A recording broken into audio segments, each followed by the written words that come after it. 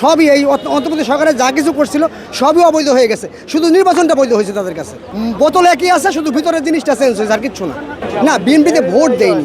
এক সময় আমরা বিএনপি করতাম, গণভোট মেনে নিয়েছে। বিএনপি তো গণভোটের পক্ষে ছিল না, ওটা তো তারা বলছিল লোক দেখানোর জন্য, ওরা তো গণভোটের পক্ষে ছিল না। আপনারা যে কথা বল, দুইটা ভোট হয়েছে, সে দুইটা ভোট তো তারা মানতেছে, তারা একটা ভোট মানতেছে। তারা সবই এই অন্তর্বর্তী সরকারে যা কিছু করছিল সবই অবৈধ হয়ে গেছে, শুধু নির্বাচনটা বৈধ হয়েছে তাদের কাছে, তাছাড়া কোনো কিছু বৈধ হয়নি।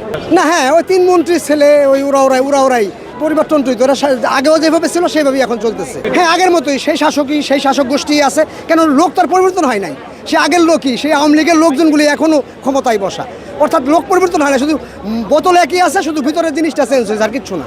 না, নতুন ধারা কিচ্ছু হচ্ছে না, নতুন ধারা কিছু দেখতে পাচ্ছি না তো আমরা। যদি দেখতেছেন তাহলে নতুন ধারা কিছু দেখতে পারতাম, নতুন ধারা কিছু দেখতে পাচ্ছি না তো।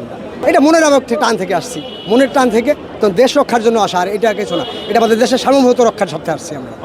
অনেকে বলছে যে আমারও হ্যাঁ, ইনশাল্লাহ এটা হবে, আল্লাহ তাআলা যদি আমাদের যদি থাকে এটা হবে। না, বিএনপিতে ভোট দেয়নি। এক সময় আমরা বিএনপি করতাম, কিন্তু বিএনপি বর্তমানে কার্যকলাপ যা শুরু করছে তাতে আওয়ামী লীগের সেই ফেসিবাদের সেই একই কালচার, একই নিয়মকানুন একইভাবে চলতেছে তারা। কেন তারা আওয়ামী লীগ যদি তারা বিএনপি থেকে যদি আওয়ামী লীগ বাদ দিতেই যাইতো, তাহলে তারা আওয়ামী লীগের লোকজনগুলোকে নিয়ে তারা এইভাবে তারাই করতো না।